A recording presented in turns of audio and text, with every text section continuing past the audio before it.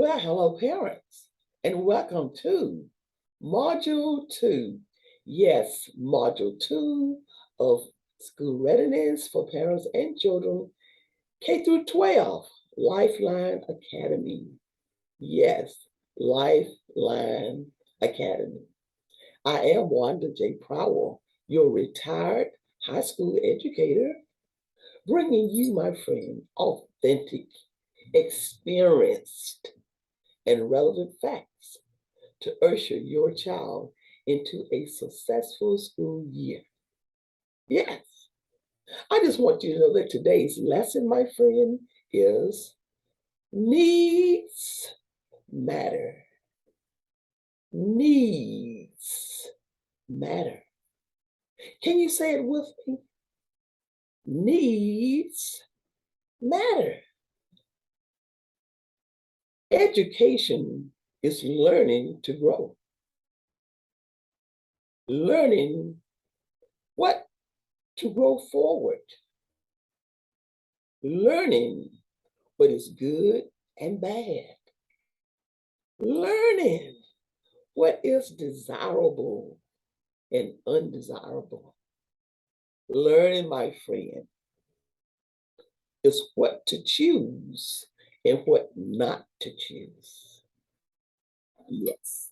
Parents, home is where the heart is. Yes. Home is where the heart is. We know that parenting is hard, Hard. Parenting is hard work. But yes, my friend, but it is certainly hard work. Yes. It's hard work, but it's heart work. And children and having children is dedicated or loving parents makes the difference. This is not about a fancy house, expensive cars, elite clothing. No, my friend, this is about parents connecting with their children and demonstrating their love and commitment to them. But if you don't know,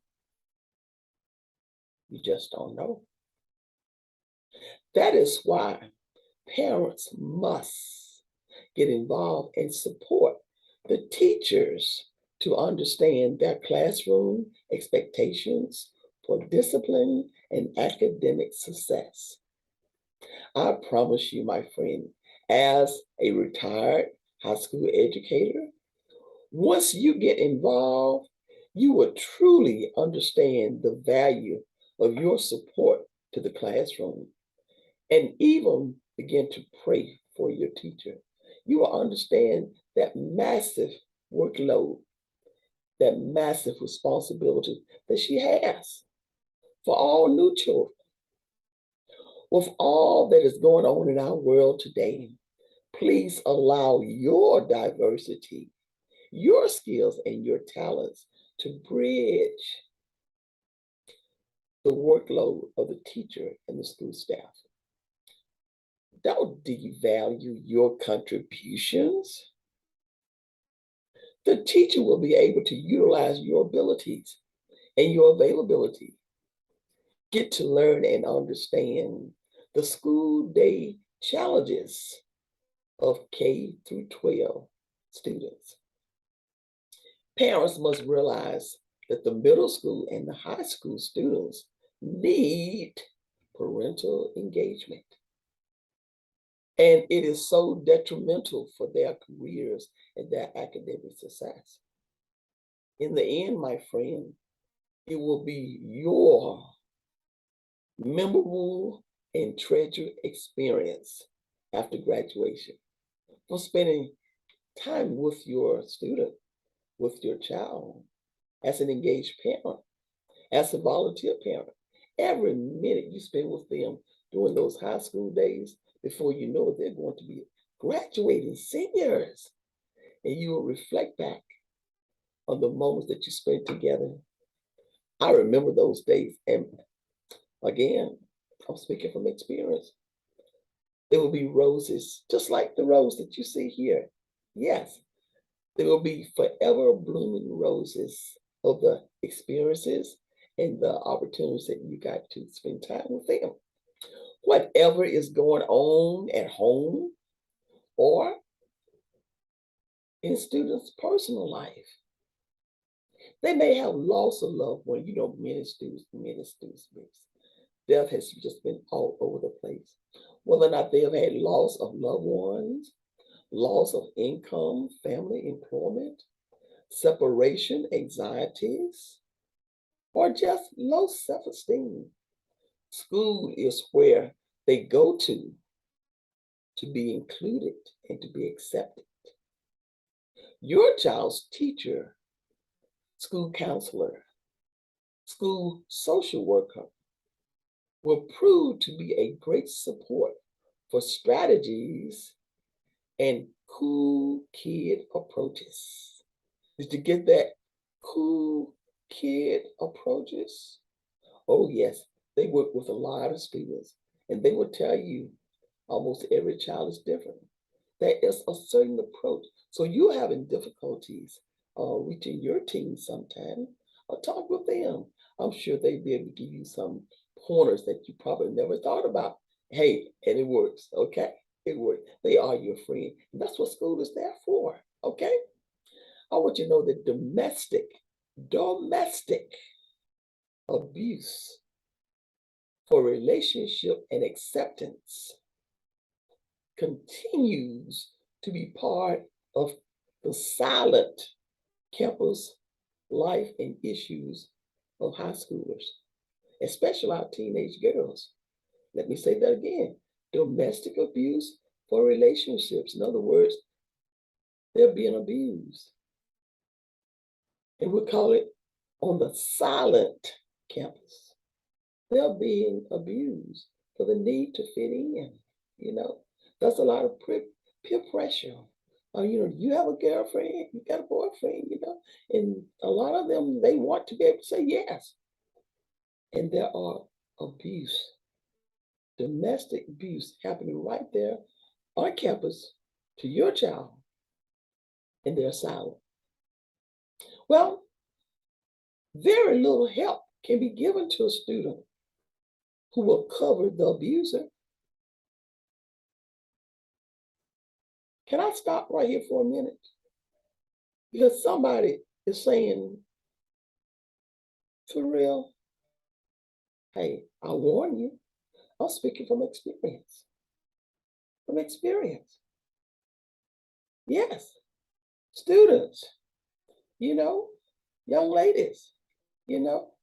And the question is, why will they uh, protect the abuser?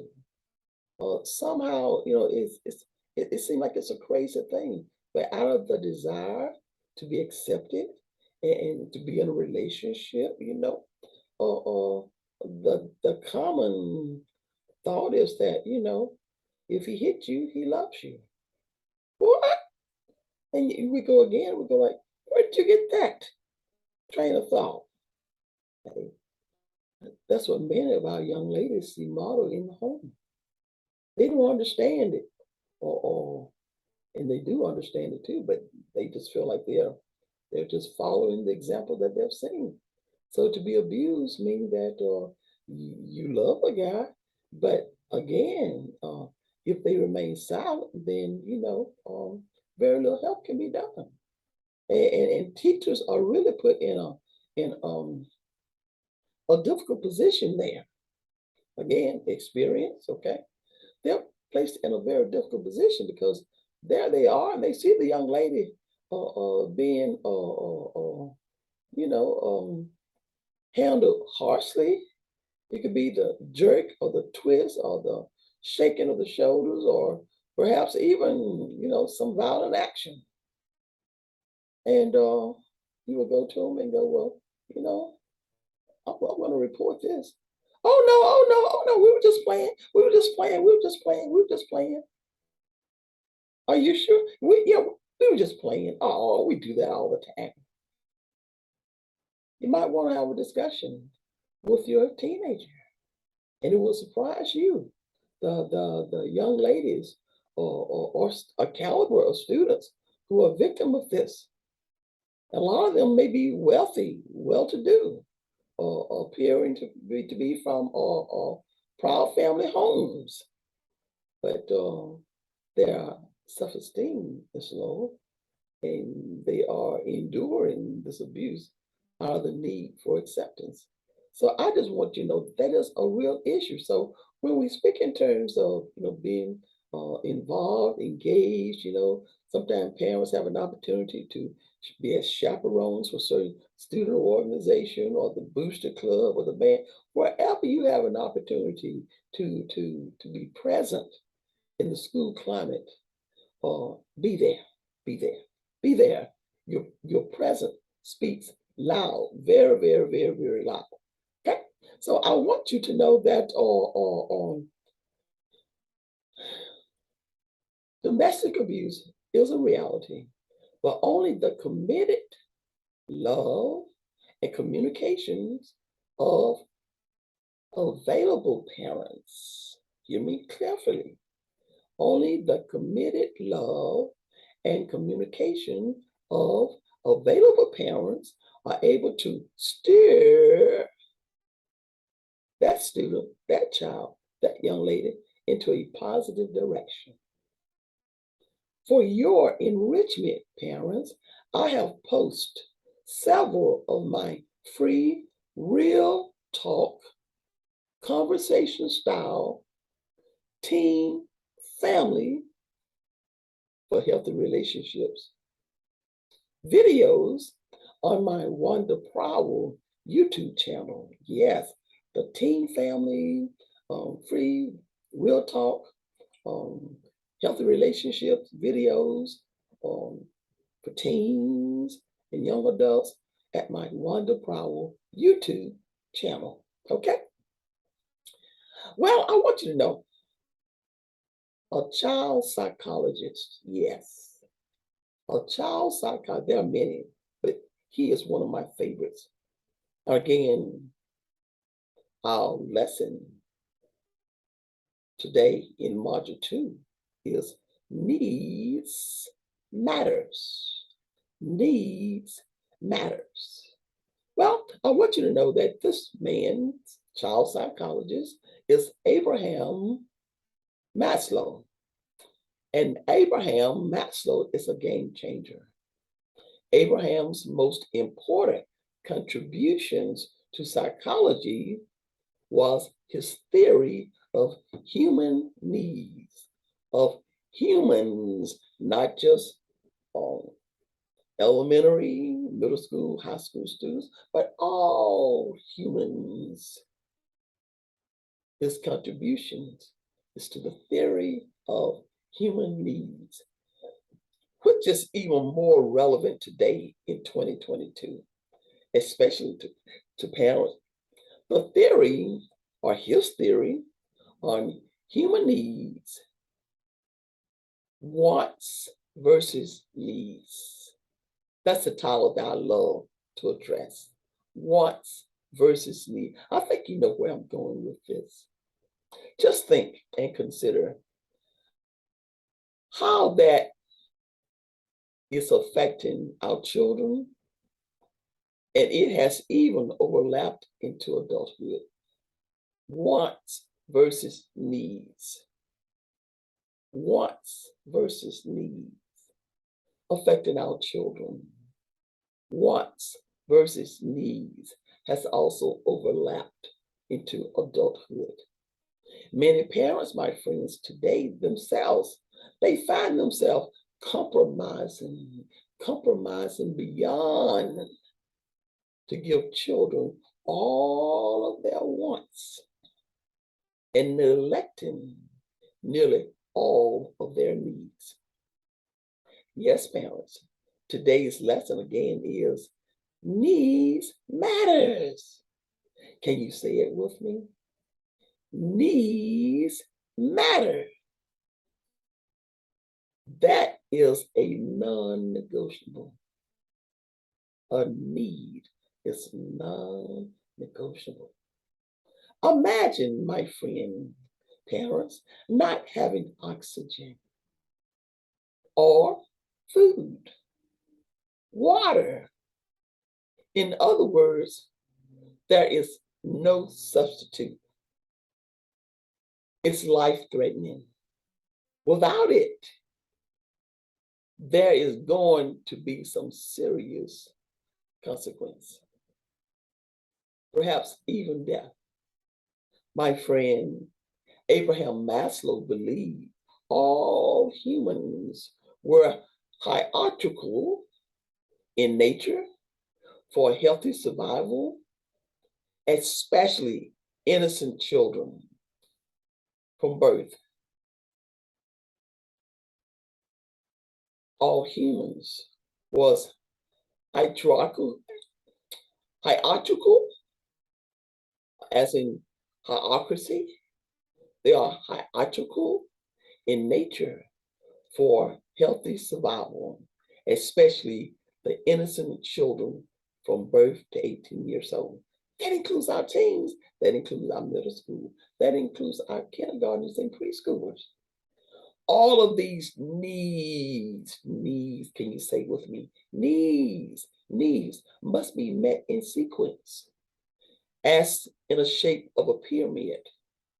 But this time, starting from the bottom of the pyramid, being the most important, to the top of the pyramid, the top of the pyramid, as being representing the healthy child, or life's accomplishments, fulfilled goals and careers, the top of the pyramid. Well, once they reach the top of the pyramid, then they're ready to respond to their community and help, representing a healthy child. But my friend, let's review Abraham Maslow's 5 stages of the hierarchy of need. Abraham Maslow, 5 stages. There are 5 stages. And remember, we're beginning at the bottom of the pyramid and we're going to work forward. So being the most important need, we're talking about needs. All of these are needs. All of these are needs. It's non-negotiable. And these are needs your child, all humans, must have, non-negotiable. In other words, you've heard the old song, popular rock song, if you're and they say it in courtship too, if I can't get it this place, I go somewhere else, and sometimes, they all go to pieces and think, somebody's gonna leave them, the relationship is going to end. If I can't get it here, I get it someplace else. Well, that is not a very important suggestion or conclusion that they need to be worried about. But there are some needs that we need to be concerned about, parents. And all humans, all living things, there are some needs.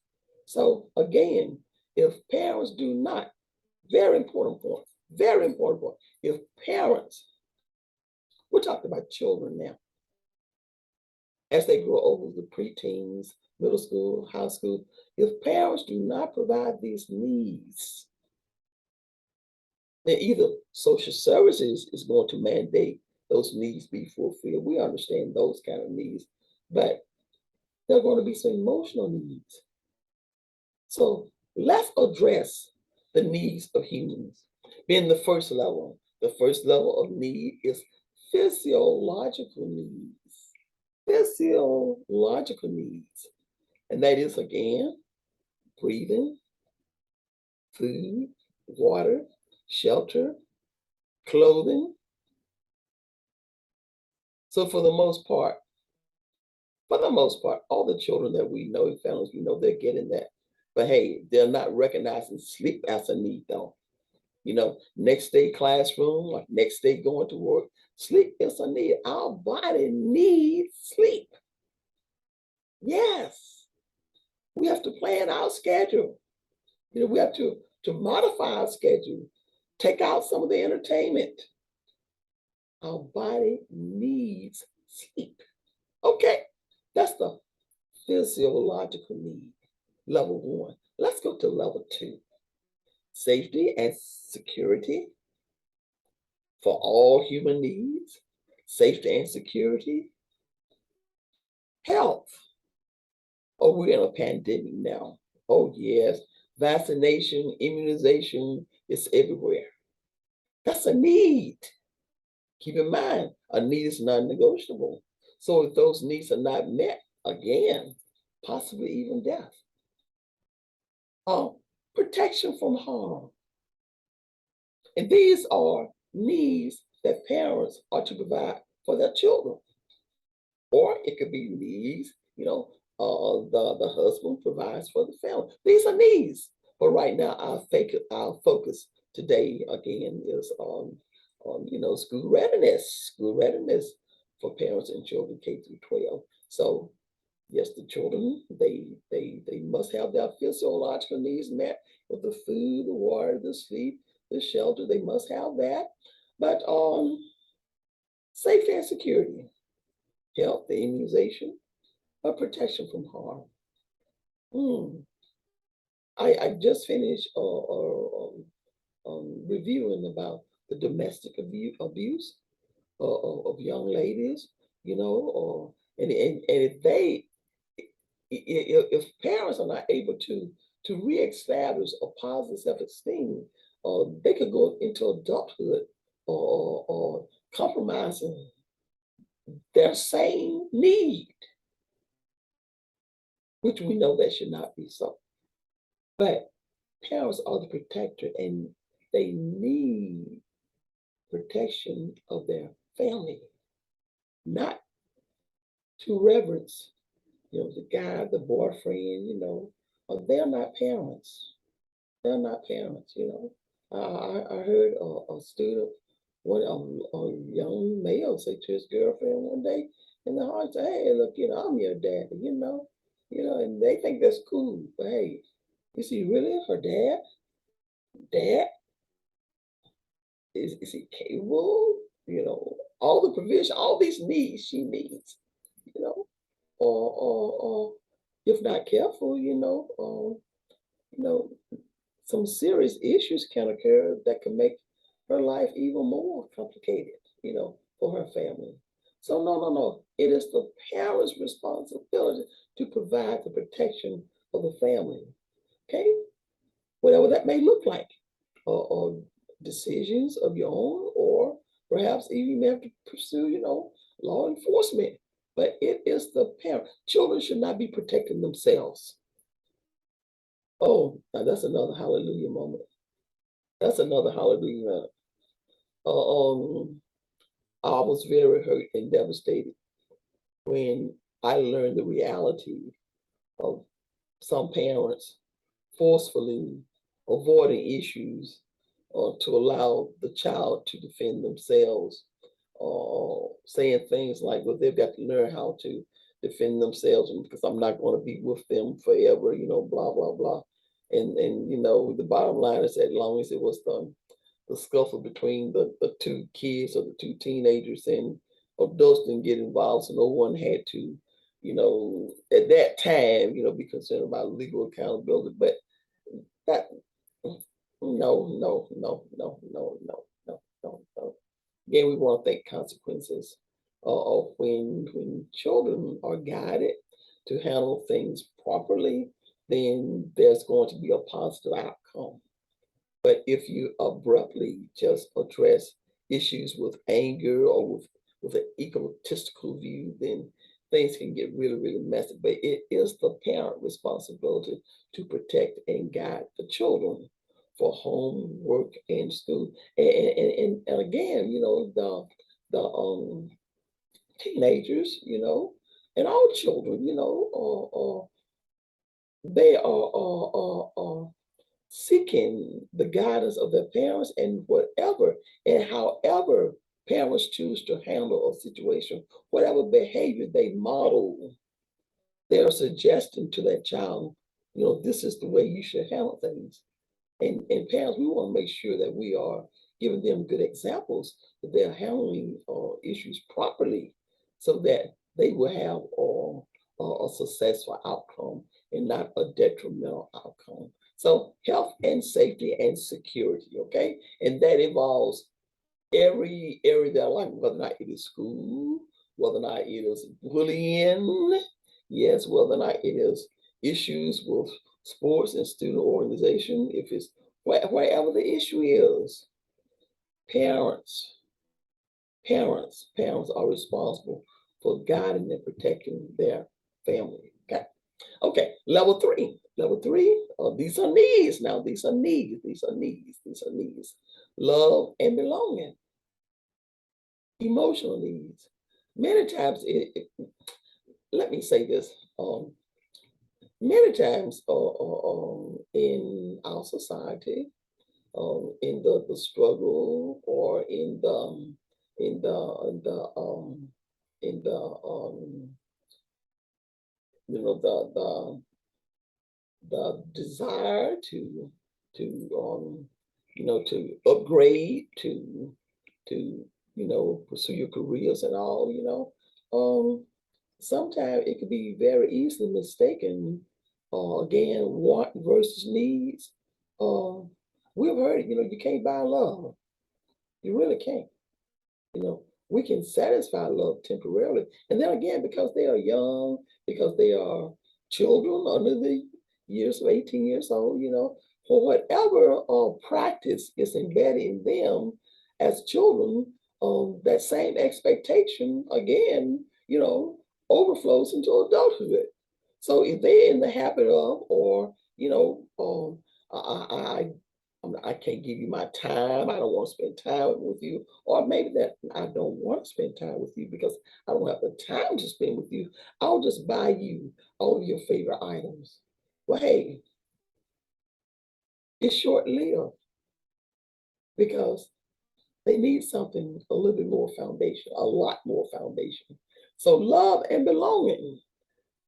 If love need is not met, then that love need is going to be searched in other areas.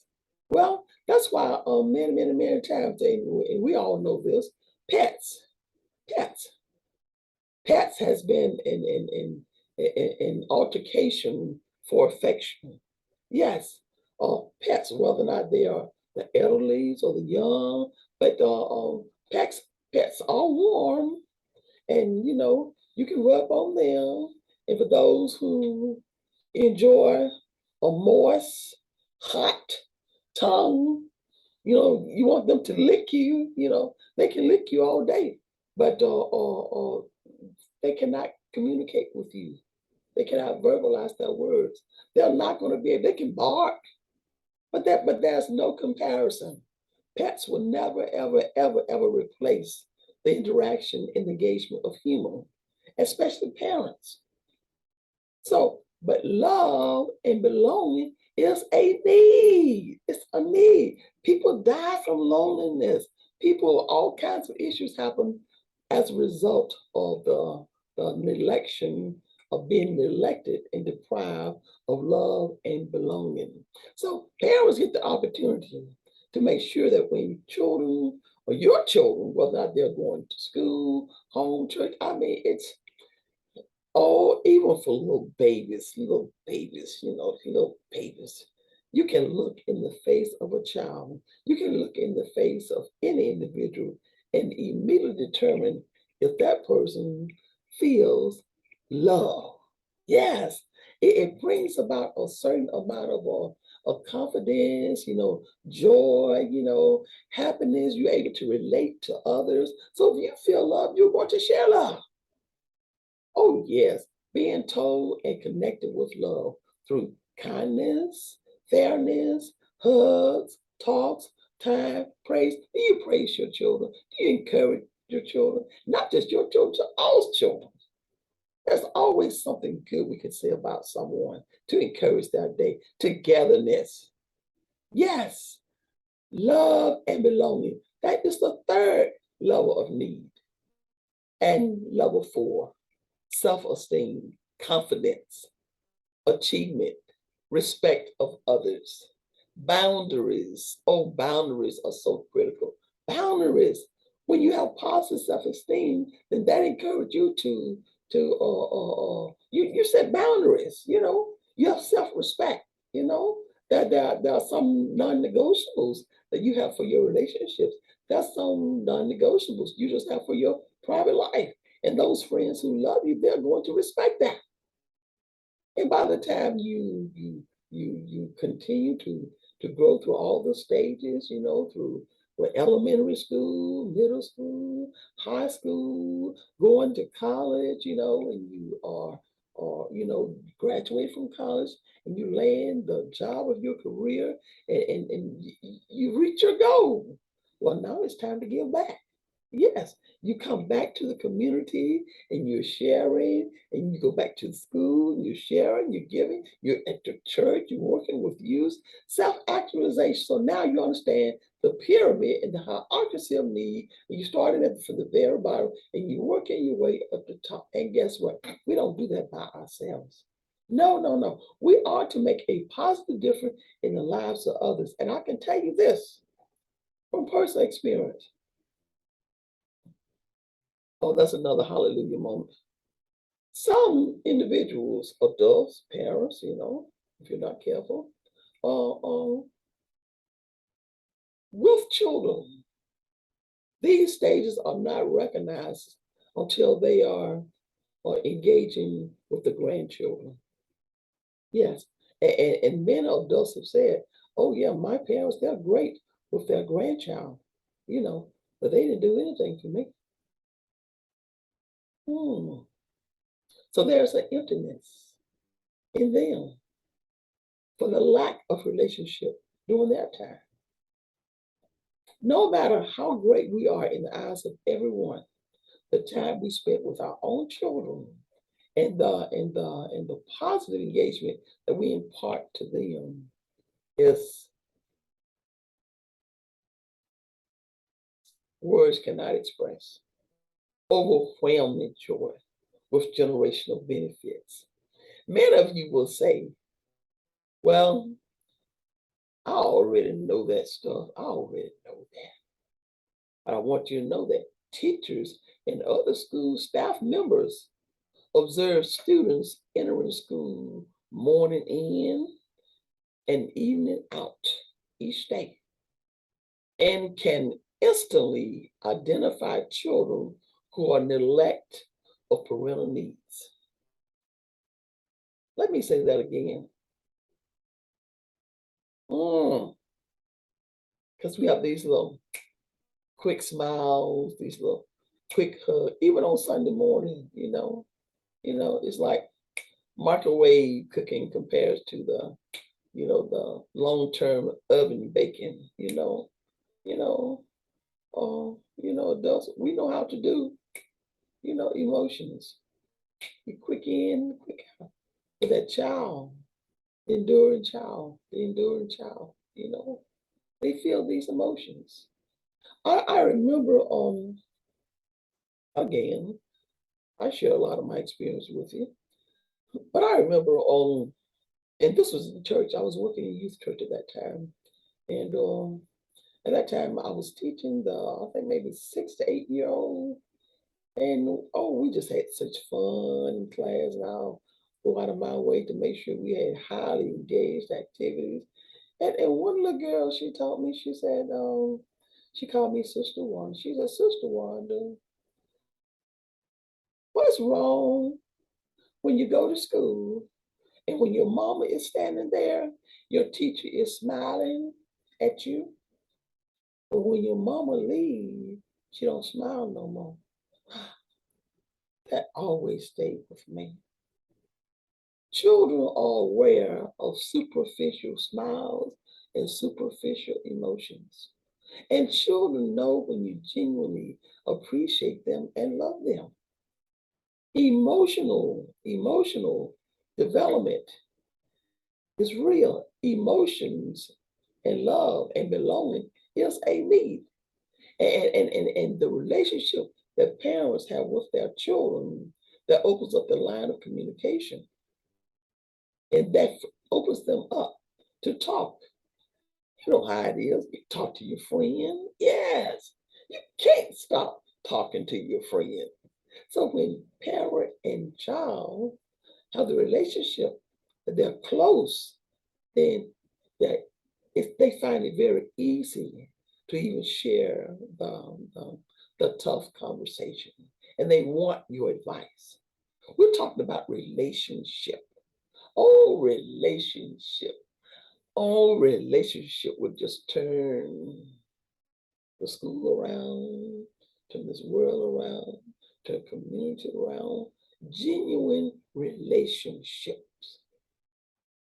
Well, I want you to know that our hearts goes out to the children and to the teacher who tried their very best to fill in the gap, to give those students encouragement and love.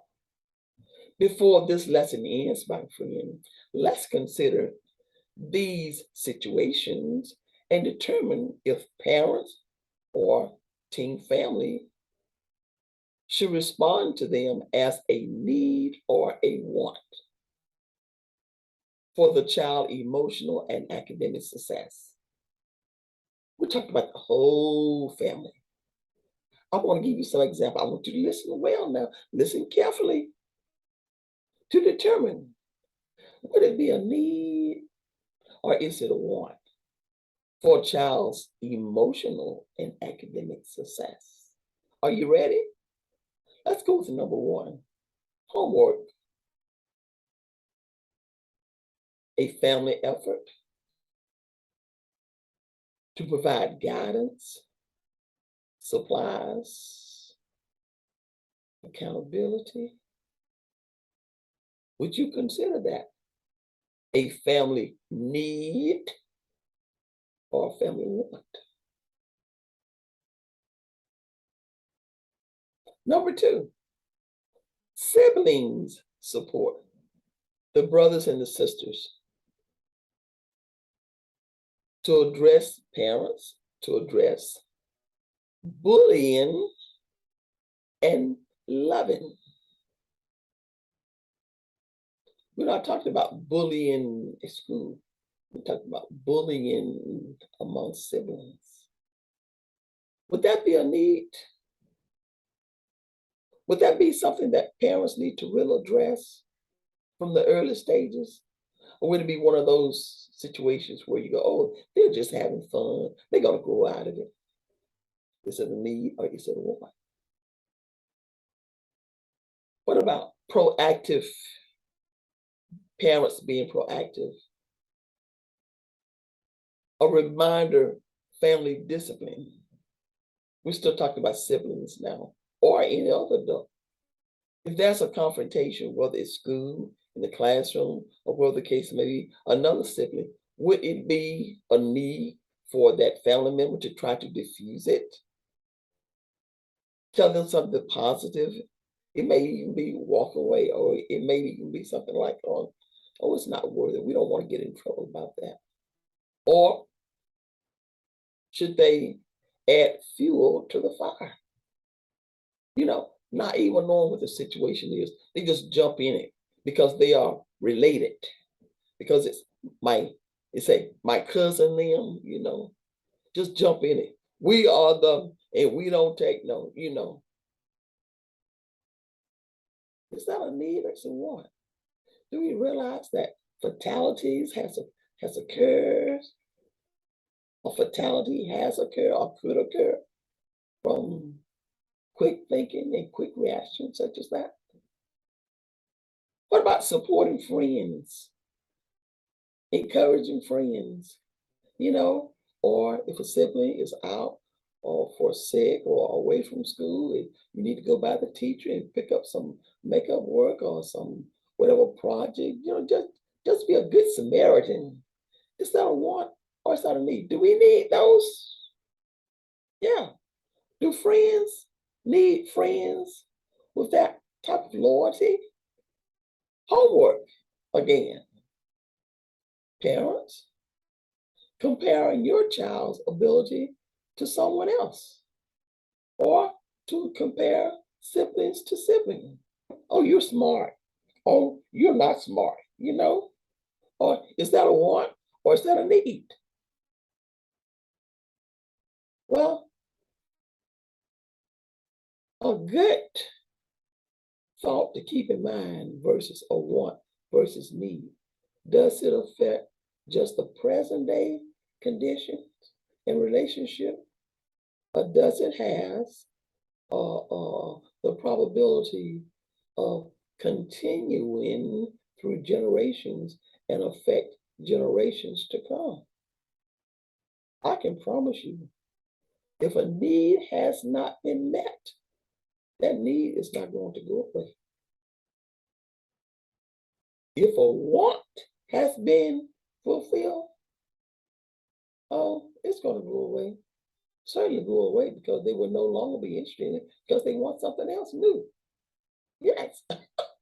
The desire just keep growing, just keep growing, just keep growing with no generational effects at all. What about learning style? Learning styles, there are various types of learning style, three major learning styles. You can be a visual learner, auditory learner, or kinesthetic learners. Auditory learners are those who learn best from hearing, and I have information provided for you where you could within the book where you can Google it also too. But if you're an auditory learner, you learn differently from the visual learners and the kinesthetic learner. Kinesthetic learners, they like to learn by hands-on, laboratory or instructions and do. And as you're working with them and you practice, you're showing them and they learn that they've got it. Auditory learners are those who learn from hearing, whether or not it is a project, for homework or spelling words, they want you to, or test questions, they want you to call it out to verbalize, ask them the questions, and they need you to do this. And for parents who are not able to do this, there are even techniques where you can record the same questions on a tape recorder and let them just replay, but they must hear it. For the auditory learners and the visual learners, they must see it. You can talk to them all day, and as a teacher, or it was part of our responsibility to test students at the very beginning of school because in the classroom, there are so many different learning styles. Even the teacher themselves, even parents themselves, they learn differently from their students, from their children. And so once you understand how an individual learns, then that helps you in coaching them or tutoring them or helping them with their homework. And so don't get upset with them when they say, call this out to me. Or sometimes with those spelling words, you have to do just write it several times. The more they are able to see the letters, yes, then they can remember. So those are three. So is that a need or is it a want? You know, you can argue all day about why aren't you getting your lesson, but if they have not studied according to their learning style, then it's going to be very difficult for them to get the information. Do you understand now the need versus a want? Home learning environment. Oh, this flows into the home learning environment, the learning style, but the noise. I sure do hope that you go to my Want to Proud YouTube video because there is a special teaching that I posted on the home learning environment, and it only a teacher would be able to verbalize as I did because these are things we see in action. There's so many children who are that's another hallelujah moment. There are so many children who are performing below their capability for lack of understanding of the adult who's working with them. But the home learning style, children are in school for the most part. The environment is controlled, very much controlled compared to most home. But scheduling, do they have a scheduled time to do their homework? You're saying, well, do you have no homework? No, I don't have no homework. Are you okay with that? There should be some mandatory time, some concentrated time, whether or not they have homework or don't have work, a book, or reading. That should be some type of settling down time. Everybody just going. Everybody just going. Because there is going to come a time when they need to settle down. And everybody, they want to put everything on drugs. No, no, no. Just a learning behavior. And I'll admit there may be some issues, that needs to be medically treated, but that's not the case in all of them. You know, I can't sit down. I can't concentrate whenever information is given, or a lot of students, they don't want you. You have the instructions there. They don't want to read medicine or whatever, or excuse me, just 1 minute. What, whatever whatever task you may have at home, it may be to assemble a project, but or the idea is that I don't want to read. Just tell me, just tell me. No, no, no, no, no. If someone did just told you, they just verbalize, they may skip some important words. You don't get the fact if you're not able to read it yourself. Oh, I can go on and on and on about this, but that settling down time is very, very important. A schedule, and you have a certain time to settle down. And of course, there's some flexibility. We understand that, and you can always modify that. But it should be part of a schedule. The noise when children are studying, the noise, the music, the boom, boom, boom, now and the wording. Kids can't learn like that. Mom, dad, you know, and it's a hard thing to say, but sometimes it seems like, well, I do know too. The idea may be that, we really try hard, those who care for parents and care for children. We want them to be successful, but everybody's not seeing that same light. I've had students to say, why do I want to do this project? You know, nobody in my family has graduated, or uh, I'm not gonna be able to use this kind of stuff when I graduated, and that gives you an instant clue for that level of employment uh, and wage earning. So through love and prayer, you have to go back and ask the Lord to give you wisdom in how to address and how to work with that young lady or that young man, because the very foundational principle would be to make them feel loved and included. And right now, I speak to family members.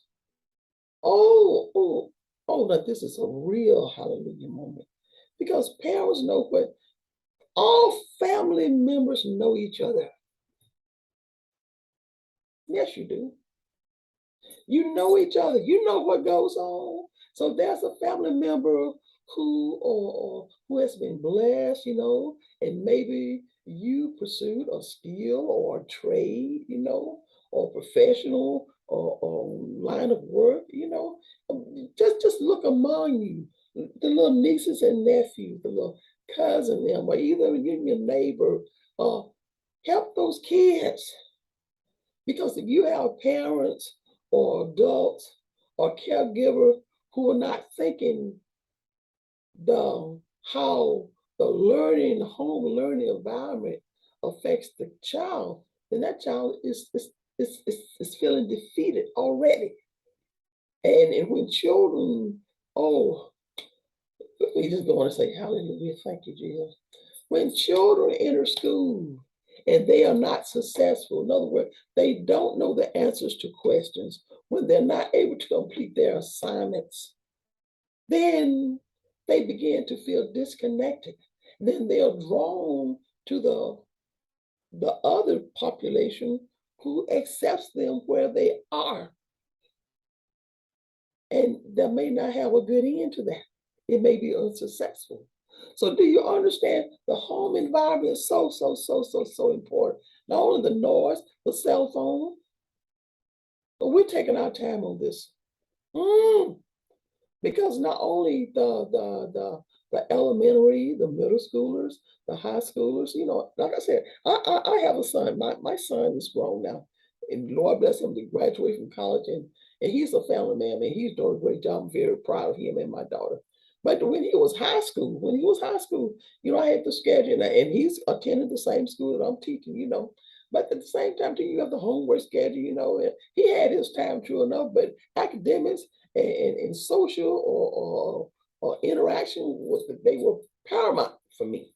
Paramount, okay? But the phone is ringing after 12 o'clock, 1 o'clock, 2 o'clock. Wait, what's this? Oh, the little girls, they call. Oh, no, no, no, no, no, no, no, no, no. That was a study time. That was a bedtime. Not because I was strict, because I knew there was class the next day, and you got to be able to comprehend that information. So that was a special place in my kitchen on the counter where the phone would be charging all night, but that phone had to be there at a certain time. And the rest of the time was study time and rest time and preparing for the next day. But that cell phone, kids are on the phone all through the night, all through the night. They got the shows, the television, they got all these movies, they got all these games before you know it. And when the teacher see them at 8 o'clock and 9 o'clock in the morning, they'll sleep. They don't hear a word being said. And that's why cheating comes so easily and so frequent to turn work in. They have not really truly completed themselves. Okay? You see where I'm going with this? And also too,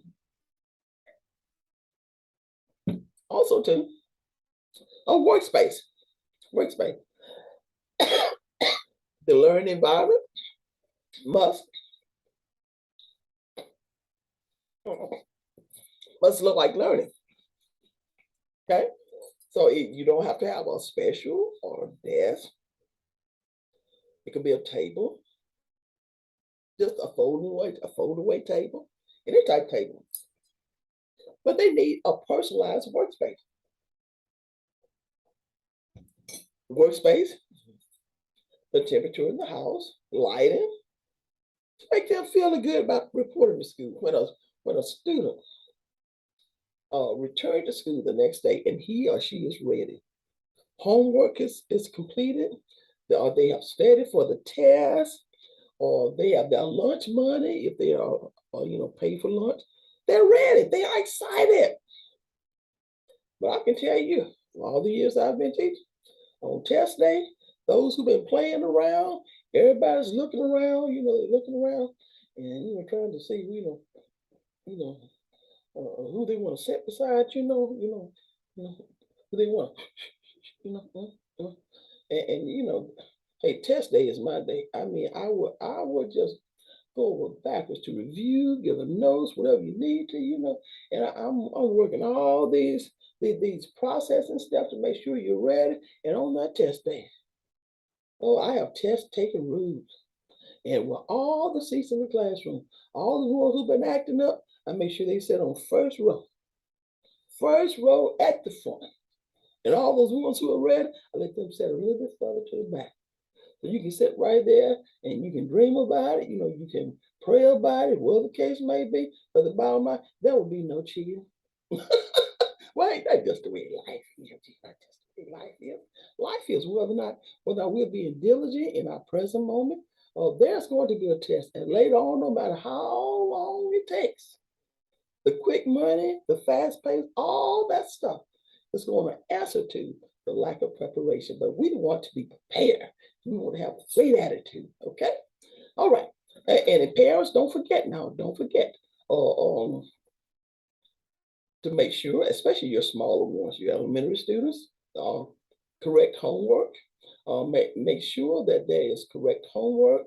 Also, too, if there are any papers that parents are required to sign, parents, make sure you look in the book bags, especially your elementary students. Look in those book bags.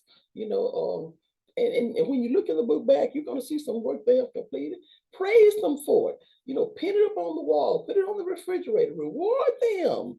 They watch that smile come on their face. And guess what? Whatever you reward, that is going to be repeated. So if you reward them for doing a great job, you tell them how proud you are of them, oh, they're going to want to do it again. But if the teacher is giving them good grades, it doesn't make a difference how many jobs you have. That's no excuse. When you do come home, you make it your business to go through those book bags, take out that paper, or whether or not it requires a signature, or whether or not it is a good grade, or praise them even for the C, to encourage them to do better. Yes. So when parents are there and to encourage their children, that makes them feel good about moving forward. Okay. Now you want to sign and return all payment. Do that at nighttime, because that bus come a little early, or you have to rush out early in the morning. They will have what they need. Okay. Well, I want you to share this with you. This is also important for all grades K through 12. And that is, again, I'm talking experience, and that's my total purpose for speaking to you parents, because um, educators, many of them at this point, you know, I love them. I love them. Every generation has a certain level of responsibility. But this is my time to encourage parents for open discussion, and these kind of discussions I may not have been able to share so freely if I had still been, actively working. So this is mine. This is my heart to you for the success of you and your child in the next generation. But a lot of times, I remember when children and family, they are transferring to school even at the beginning of the school year, like we are now, or even throughout the school year. And I remember there was a senior once. Yes, he was a senior, perhaps a second semester of the senior year, transferred from another school. And they are required to have so many units for graduation. And this particular student transferred his grades from the past school. And this particular school, 65 was considered a D. Yes. So in this particular student mind, when he transferred to the new school, he said he was transferred with all passing grades. A 65, okay, was a D, okay, from his transfer school. Well, at the present school he had transferred to, a 65 was an F, and a D didn't begin until 70. I'm just making a comparison here, okay? But this is a fact. But what happened is that because the grade was transferred in a number grade instead of a letter grade, which said, let's just say 65, the new school calculated it as being an F. And this child is a senior, and this child had to repeat taking that course or fail. He didn't graduate. And I was really alarmed by this. We had the personal conversation. This is not hearsay. So therefore, if you or anyone who you know who are transferred from state to state, because school districts are different. So a good recommendation would be to ask the counselors, whoever you are talking to, ask them to transfer the grade into a letter grade, whether it will be an A, B, C, or D. And then once it reaches the destination, then that office can calculate it to whatever that's supposed to be, and they would not have lost any credits at all. But if you go into the normal grade, that could be a little risky. Do you understand what I'm saying about that? So I wanted to share my heart to you concerning that, because it is true. In different areas of the country, they do grade differently. Okay, so right now, I want we all want to be honest, and you want to trust your child's teacher, or your teacher's your friend. I can't say it enough. Your teacher's your friend. And I've been teaching for many years, but even with my teaching, I had to request and be engaged with my children's teacher, because here I am teaching in the classroom. I know all the school rules, but my eyes weren't in all places. So by having the collaborative effort of us working together, so if a teacher needs the collaboration and the cooperation of a teacher, well, you can imagine how parents who are in a separate location, working separate jobs, will also benefit from being in a good relationship with the teachers. Throughout the school year, we have several incidents that may happen. But I want these are three final statements. Well, let me just share this with you. Let me just share this. before we go. And that is, remember this, please. Love is exemplified when we meet human needs. Are you all getting this now? Needs versus wants? Yes. Love is exemplified when we meet human needs. But wants, my friend, wants makes us happy, but they are short-lived. Needs are fulfilling and enables future accomplishments. I like that. Needs are fulfilling. Met needs are fulfilling, and it enables future accomplishments. Well, I want to share the final need statement before we end this lesson. The final need statement for the wise. I know you are wise parents. Wise statements. Are you ready? Never sinned. And we're focusing on the older children, especially high schoolers, even the middle schoolers. You know, it's not going to hurt to include the little elementary too, but for the most part, if they're mad, they'll probably just cry. But the older they get, that they could be a little bit more vicious. But you want to never, ever send an angry, bitter child or teen to school without contacting the teacher or the counselor. They will utilize the teachers and the counselors. They will utilize their training to your child's safety in a safe area to calm your child with positive incentive. Many of the schools, they have little rooms or little areas, and sometimes teachers would just, use the faculty lounge, but they will speak to them in a calm voice. Sometimes they'll give them little special treats. They just need a calming down, time. And once they spend time in there, it could be a game, it could be a puzzle. A lot of schools are being very creative in creating a calm, soothing, emotional type laboratories.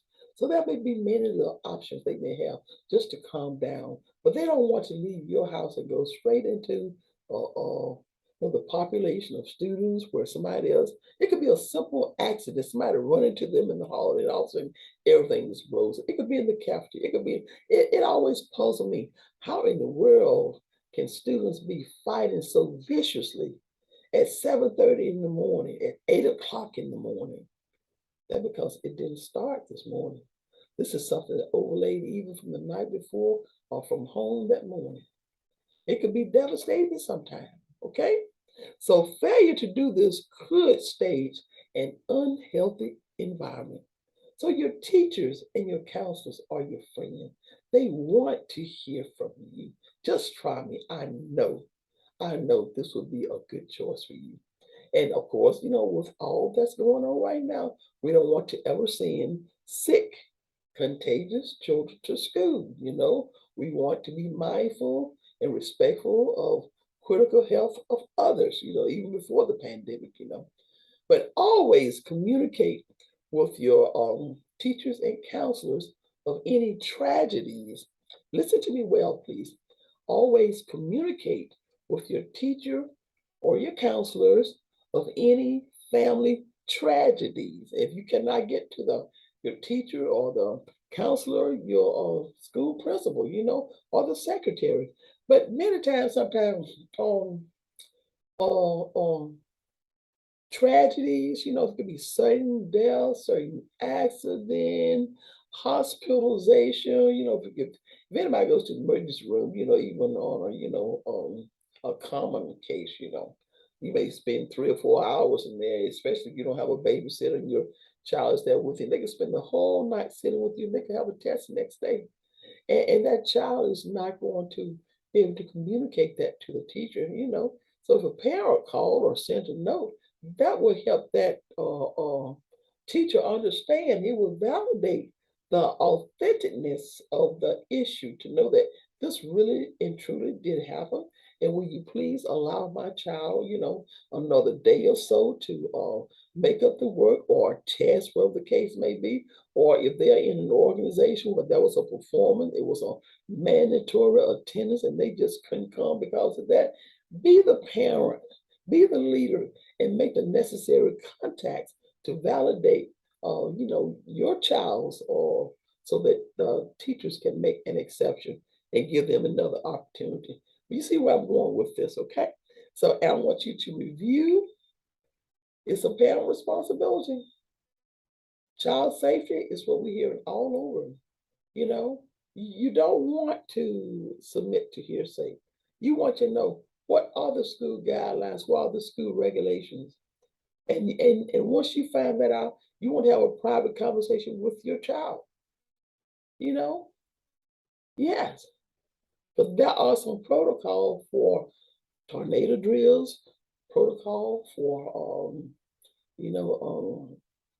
fire drills. Many years ago, there was even a protocol for earthquake. Yeah. Some states were, borderline possible earthquakes. So we had to do earthquake drills. But right now, the active shooter drill, you need to know what the expectations are. You need to be able to have that personal talk with your students because there are some protocols that include silence. There are some protocols that includes, with the teacher having a locked door at all times, so that once that door closes, no one from the classroom should open that door without the teacher's permission. Your child needs to hear from you. No matter what anyone else says, you don't open that door. And I really fear that one because, teens are challenging and just God be with us. That's all I can say. A silence, don't open the door, so many things. The main thing is follow direction. And if your friend chooses to disregard the regulation, you've got to be strong enough to follow through on the instruction, even if they don't, because the instruction that you follow could save your life. Parents, oh, I thank you for joining me today.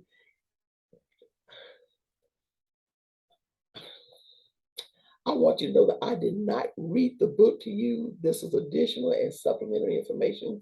So whatever or supplementary documents that you have along with this lesson, please take the time to read that too. But I want you to know that at the end of the day, the most overwhelming key to a child's success is the positive involvement of parents. At the end of the day, the most overwhelming key to a child's success is the positive involvement of positive parents. Yes, Jane Ho said that.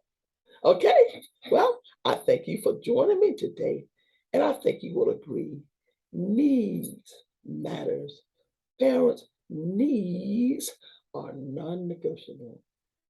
Have a great and wonderful day.